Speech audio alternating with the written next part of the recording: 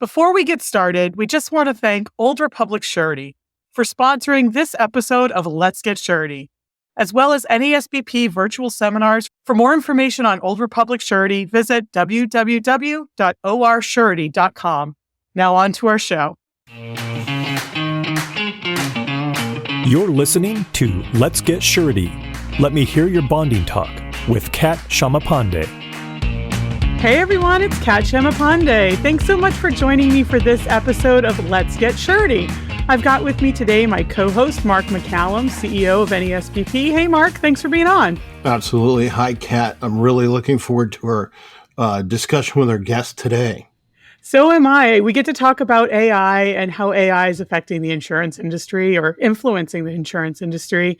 To talk about that with us today, we have Peter Miller, President and CEO of the Institutes. Hey, Pete, thanks for being on. Well, thank you very much. I really appreciate the opportunity. Well, before we dive into this topic, can you just tell us a little bit about yourself, Pete, and about the Institutes? Sure. I'm president and CEO of the Institutes. The Institutes, we provide a wide variety of knowledge resources to property casualty or people interested in property casualty and risk management. So we have about 100,000 students a year, some of which take our Fidelity Surety Bonding course, for which we're very grateful to work with the NASBP. And we have about 30 other designations. We also kind of do three other things beyond education. We have events. So we have a number of organizations that do events. We do research. One of our organizations is a III. And then we publish some magazines and things like that. So all in, we reach about 1.2 million people in risk management and insurance. And I work with a really, really great group of people. So we're very lucky to serve what I think is just a fabulous industry. My background actually is I started out as a programmer, and I had one job, and then I got into I worked for Cigna, a division of Cigna P&C, which several iterations later is Chubb. So my background's technology, and then I was an IT consultant. We're talking about AI. I built my first AI system in 1989 when I was 3. No, I'm teasing. No. So I certainly been around insurance and technology, and I have a passion for both of them. That's really interesting, Pete. You bring up when you built your first AI. We hear about AI so much right now. People think of it as being brand new, but it's really not. It's been around for a while, right? Oh, yeah. It's been around really since the mid 1950s. And then, like and the problem has been the tools are horrible and there's not enough data, right? But there is now. Yeah. Like when I built this system, there were in the 80s, late 80s, early 90s, there were 2 flavors. Okay. One was called expert systems. The other is called neural nets. I built a neural net, and then now all these things have proliferated. So natural language processing and as you say, Kat, I mean, I've been subject to Amazon's manipulation of me on my Kindle for years, where, it says, people like you read one of these 4 things, and by golly, I order one of the 4 every time, and that's AI. Yeah. So for sure. What almost seems like AI was contemplating insurance way back when, right? Because insurance is kind of a big data enterprise. So maybe tell us a little bit about how you see AI as its suitability in the insurance context. Well, Mark, I think you're exactly right? AI lives on data. And if you think about it, particularly Gen AI, but all AI kind of lives on data because at the end of the day, what it kind of does is pattern matching. And the more data it has, the better pattern recognition it can get. So I agree with you. I think this is tailor-made because of the voluminous amounts of data. I think we're seeing a big change now. And the big change really to me was Gen AI. And that is because there's new techniques and new tools. Yep. So when we talk about insurance, there's just so much data.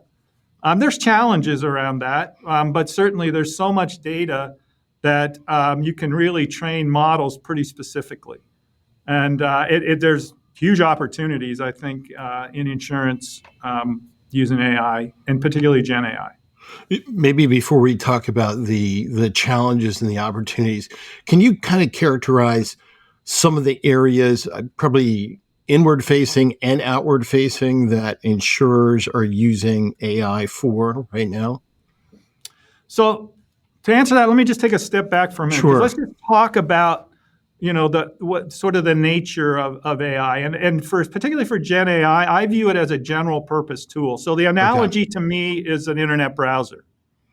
We use internet browsers in all parts of our life, right? Whether it's on an Yeah. iPhone, effectively, or an Android on an app, because we're reaching out to a server, the internet, or on a browser, or on our iPad, or whatever. So that to me is what this tool is, right? So when you get to where is it going to be used in insurance, it's going to be used kind of everywhere, all the way from your office automation tools. If you use Microsoft Office, maybe you've seen the little Copilot icon. Yep. And if you press that and you go, hey, write me an email to my boss about, I need a raise, or whatever the topic is. So I think you're going to see it, and are seeing it kind of in those things, because it's a general purpose tool. Specifically for insurance, then, seen in a bunch of different places. I categorize it into two basic types of activities. One is sort of process and efficiency improvements. So there's an existing process, and how do I plug an AI tool into that process to make it more efficient? I think that's mostly what we're seeing today. I think the second bucket is sort of transformational activities, because Gen AI has capabilities that could really give you sort of parametric, if you will, or logarithmic increases in output if you design the process from the ground up using Gen AI. So what I'm mostly seeing is process improvements. Okay. So specifically around fraud, or there's a bunch of different applications around office automation, or I can get letters out to policyholders faster, and I can personalize them. I can do data checking. I can do those sorts of things. Some companies are starting to say, well, you know what? A lot of the data analytics I used to have to do, and sophisticated data analytics can now be done in Gen AI. And that probably is a transformational process. So there's a whole bunch of different ways up and down the insurance value chains that we're seeing it, but sort of thematically seeing a lot of process improvement in office automation right now. Right. So efficiency gains, communication, marketing, clearly those are areas that it's being used. And then now you're saying, hey, maybe some of the more sophisticated aspects of what we do as insurers, and in this case, sureties. So data analytics, and then are you seeing the start of underwriting, claims management, those types of activities as well? Sure. So let's say I'm a surety, and I'm trying to figure out, I have to do financial analysis on financial statements. There's now tools where I can go and do pretty sophisticated financial analysis, really reading off an Excel spreadsheet if I want to, and give me sort of a summary of the financial health of an organization to kind of assess the risk, for example. You'll see, you have to fill out policy forms or fill out submission forms. Right. And you want to avoid an E&O claim because you didn't fill out the form right? So there's all kinds of pattern checking on that maybe was a manual process before, but that could be done kind of in an automated way. Certainly fraud, right? Because fraudsters generally develop an effective way of committing fraud and then repeat it. Well, you can start to say, oh, there's a pattern in these data over time, and do that sort of thing. Very interestingly to me, one of the things obviously in surety is construction. I happen to be a mentor at an incubator for insurtechs. And one of the insurtechs a founder has created a capability on construction sites to capture temperature and humidity and all these things that construction companies have to record. And then he has developed an AI capability to predict what are any possible work stoppages or any possible problems going forward. And he can feed that into a project management system to help manage the risk. So there's all kinds of things like that where it's a little more sophisticated, where you've collected data, you now have enough data to make inferences, and you can project those going forward and then feed other systems that you might need. Right. We in a prior podcast, we talked to a contractor who was very enthusiastic about using AI to help with supply chain issues and how that could be transformative. So we're seeing it in the construction context. We're seeing it in insurance. And I'm sure there are a whole lot of uses we can't even imagine right now that it might be used for in the future. Go ahead, Pete. No, I was just going to say one of the other things that we're very excited about is the general ability to predict problems or potential losses before they occur and avoid those losses in the first place, right? So we call that predict and prevent. And that's built around a model of we call it a triangle model where there's Internet of Things devices. So there's data, right? So Internet of Things is just feeding data all the time. You store it in a secure place. We think blockchain eventually, but right now you could store it in a database. And then sort of the third part of the triangle is analytics and AI. So then you get sort of a virtuous cycle of I can feed data, I can store it, I can then make inferences, and then I can see patterns that I know exist prior to other losses, and then take action to avoid those losses. So this is a homeowner's example, but one of my favorite sort of exemplars is there's a device called a Ting. And what a Ting does is if you haven't heard of it, it measures electrical current in your house. Well, it turns out most house fires are caused by micro spikes in the electrical current that can be seen months ahead of time. And so this device can tell you, hey, you got a problem in your wiring, and you might probably have a house fire. You should get an electrician. So predict and prevent. You can predict that this micro spike may lead to a house fire, and you can prevent a problem. There's all kinds of things in construction and other things around that, preventative maintenance, things like that. I like that thought of taking risk management to the next level, that predictability or predictive behavior and cutting off problems before they occur. All this is, it's incredible. And, it can make insurers better at what they're doing. And then I imagine ultimately it can save tremendous costs, which then will be passed on to consumers. Do you think that's a correct statement, Pete? I do think that's a correct statement. I also think that you need, look at the California wildfires, for example. Yeah. The insurable loss is a small fraction of the economic loss. Right. So I think that going forward, or if you look at, I'll use a property example, right? The coastline of Florida, there's some really expensive properties. And is there enough premium and therefore enough capital to cover those? And I would say long term, there probably is not. So we need to develop new technologies and techniques to avoid these losses in the first place, so that there's enough capital, frankly, to cover losses when they do occur. And as you say, if insurance is a pooling mechanism, and the smaller the loss, then we can return money back to policyholders, which would be good. So Pete, another, we always hear about workforce shortages in every industry, and insurance is no different. Trying to bring talent in. You have demographics where you have a lot of wonderful people who've spent careers in it, or either retiring or retirement is in near sight. How do you see AI helping the industry in terms of talent and workforce?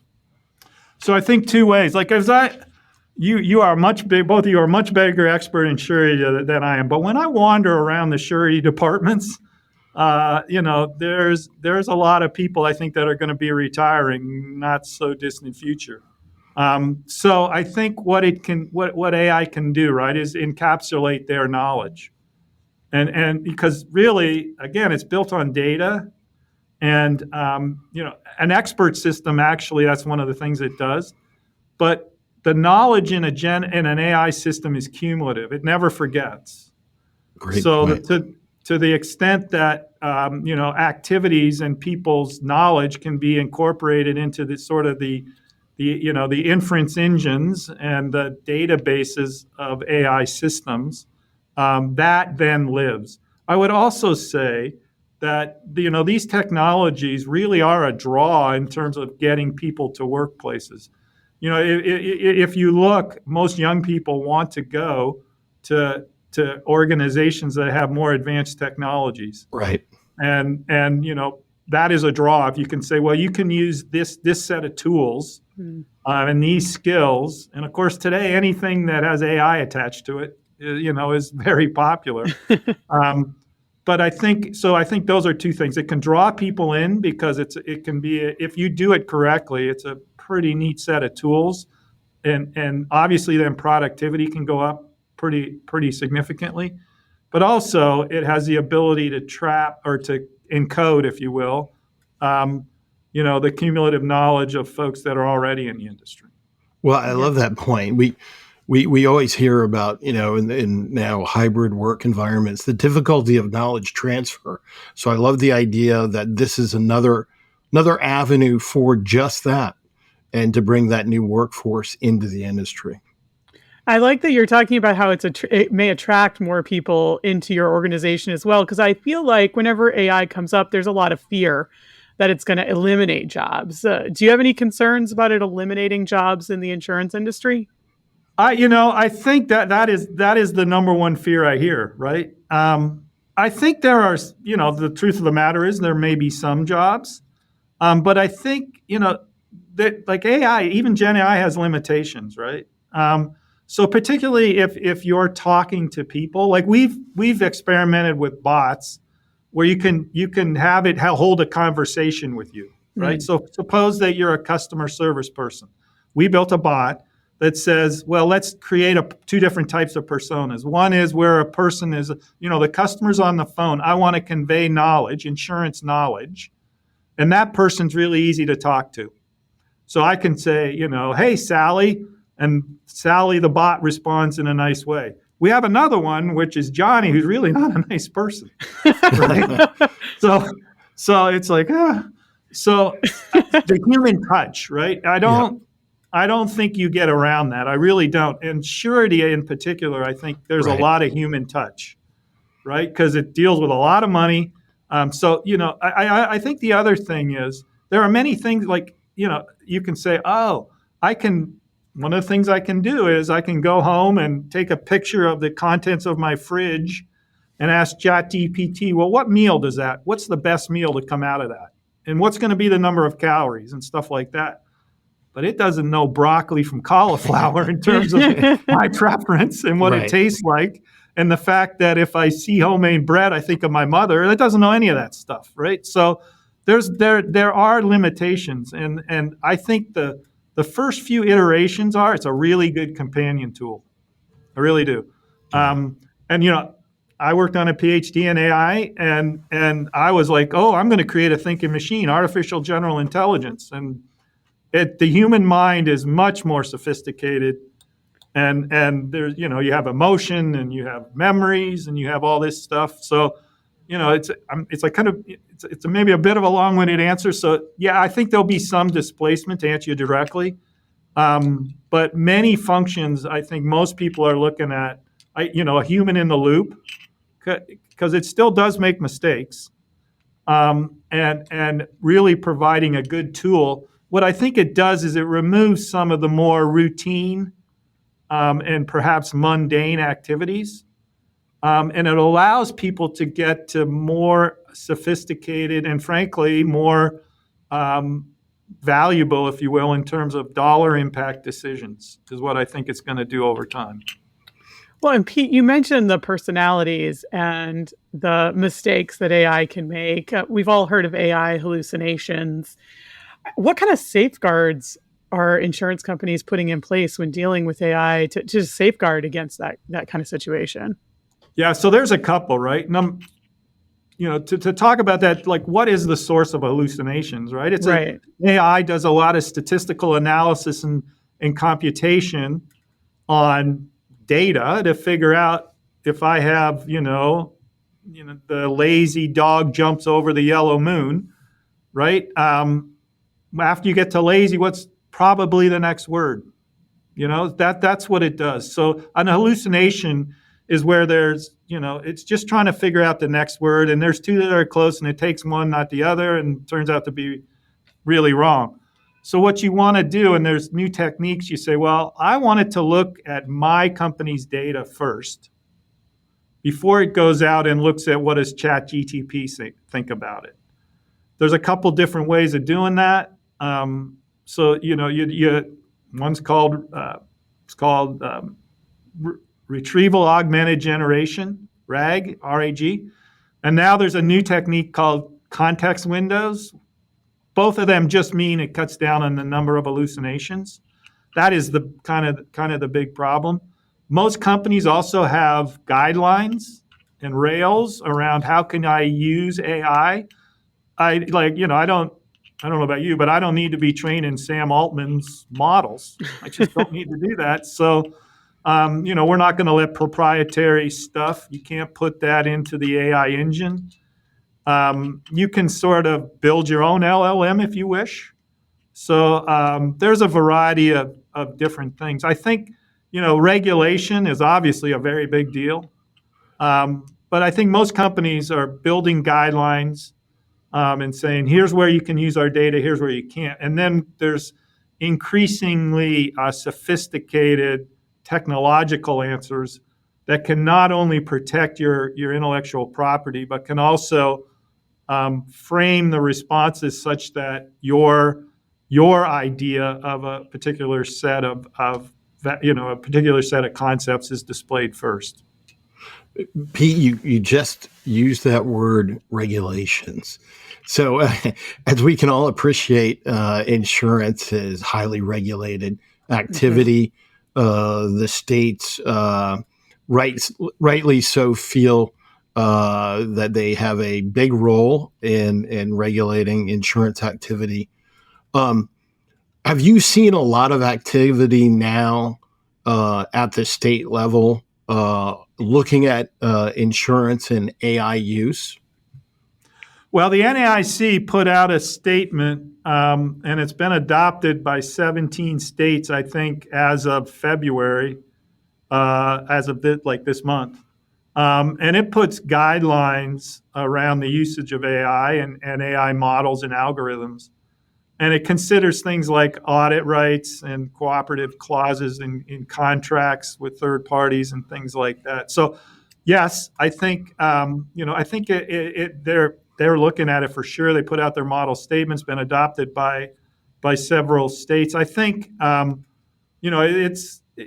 are other regulations, but certainly the NAIC has looked at this, and I think we can continue to expect that they will look at this on an ongoing basis. Yeah, and the NIAC, for those, National Association of Insurance Commissioners. So one of the nice things is that they did come out with that model bulletin, so to help guide the states, right? What are some of the concerns that regulators would have in terms of the use of AI? So what exactly are they looking at in terms of regulatory guidance in that? Is that how the model is made, for example? Yeah, I think sort of overall themes are like governance. How are the models made? How are they managed? one of the big problems, particularly in Gen AI, that version of AI, is it's really hard to tell how this input leads to that output, Right. right? Because actually the technical layers, the technical name for that process includes something called hidden layers. And that's where where you get really detailed computation, and it's very hard to have what they call explainability. So can you kind of predict, if I put this input in, I'm going to get this output all the time? That's something they're certainly looking at. Obviously, fairness and non-discrimination, because again, an AI engine can consider many, many, many more variables than humans can, and it's Right. not always clear which variables they pick up and weight heavily in order to make a decision. So I think they have to be able to say, with some level of confidence, this system's fair. And I think we all want that, right? We don't want to Yep. discriminate. That's not right. Data protection, certainly, and data privacy is a very big deal. And making sure that there's regulations around how do we protect personally identifiable information. Another is use of third-party systems, right? So if your insurer outsources, part of the processes in the insurance value chain to somebody else, and they're using an AI system, you may not even know that. So I think there's a variety of different things they look at. I think also, obviously, ethics, right? Ethics in AI and ethicists for AI is a very large deal, because I always say the computer makes no small mistakes, right? Right. And once it starts doing that, I'm sure you've had this where it's like you get some letter and it's like, well, where did that come from? And it's like doesn't make any sense. And I think it's really, really important that, I think insurance is built on a promise. We teach ethics. You have to take an ethics course to get any of our designations. We think it's central to the industry. And I think, it certainly should be scrutinized in the context of these AI systems. Well, it sounds like, so the existing laws, you still have to comply with them. It's just now you're applying them with a different tool, right? Yeah, that's very well put. And that when this came out, I spoke to several commissioners, and that sort of was their basic tact, right? It's like, we have these laws, all these principles we believe in, just make sure this system, this tool is compliant or is consistent with those. Now, you had mentioned about 17 states have adopted some form of the model that the National Association of Insurance Commissioners came up with, and there are some states have kind of gone out on their own. Does that pose a problem for the industry if there's too much disparity in regulatory treatment in this regard? Yeah, I mean, yes, I would say. I think there's sort of several layers to this now, right? Because there's the NAIC, Yep. and the specific state adopts the NAIC model law, or changes it. But then the state itself might have general AI principles beyond the insurance industry and what the insurance commissioner wants to do. And then there's a federal law. So that was passed last October, and it's currently still in effect.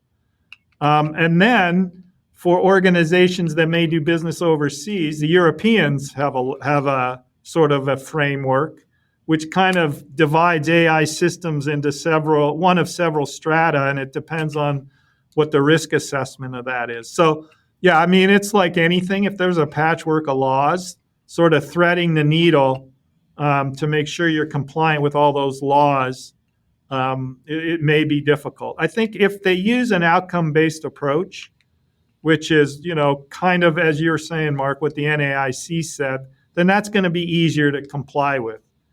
If they really want to get in and find out the weights of an LLM, weights of a large language model, that's going to be very difficult, and I don't think so. So I think there's a federal law, there's a state law, there's an insurance specific law, and then there's international laws. So that the more that they're consistent, the easier it's going to be.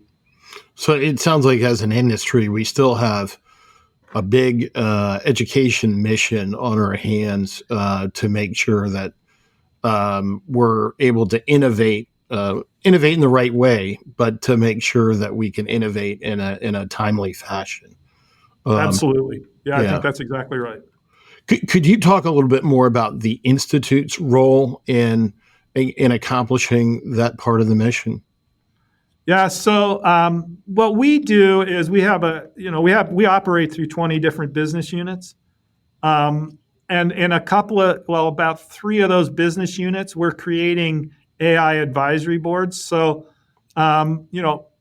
those particular business units, there's several companies that belong to each of them, or several organizations that belong to each of them, and we are trying to help them through some research develop models or develop an understanding and help educate folks so that they can understand how these models can be used and what standards would be around ethics or around even some performance standards. From the education side, we've introduced some new courses in AI, in insurance specifically. And then what we'll do is we'll weave that information and have done that through several of our other designations. So, and then we publish articles, and we've had events, and conferences and sessions at conferences on this. I think, like I said, I think this is a general purpose tool that's going to be present in all parts of risk management and insurance. And we are including it in all parts of all of our offerings. Excellent. Well, if you could look into a crystal ball, Pete, and look at the future of AI in the insurance industry, what do you see? Yeah, so I think going forward, because as we were saying earlier, the industry has so much data, I think you're going to start to see more and more sophisticated risk models. And I think that it will lead to ever more personalized insurance and risk management solutions. So I think in terms of product and services, it's going to be much more customized and can be than it was in the past. I also think, as we were saying earlier, if you think about, and this is the way we think about it, we think of risk management as sort of the larger concept and insurance as part of that. Right? So the expansion of risk management, I think, will be significant. And I do believe, the best loss is the one that never happens. So I think you're going to see much more and more sophisticated risk management techniques that avoid problems before they happen. And therefore, there's always going to be losses, and that's fine. But though the insurance solutions, I think, will be much more tailored than they have been in the past, because you're going to be able to get a much better fix on the risk in order to price it. So I think risk management, those techniques will certainly grow. And then insurance, I think, will be more customized.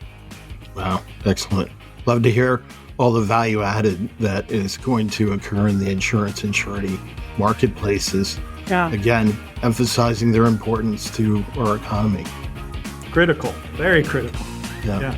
Well, it's been great having you on, Pete. Hopefully we can have you back again sometime as a guest to chat with us. Absolutely. Thank you very much. I appreciate the opportunity. You've been listening to Let's Get Surety, brought to you by the National Association of Surety Bond Producers. For more information about the NASBP and its members, visit nasbp.org.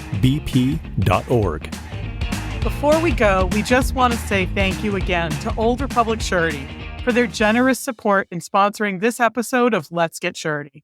For more information on Old Republic Surety, visit www.orsurety.com.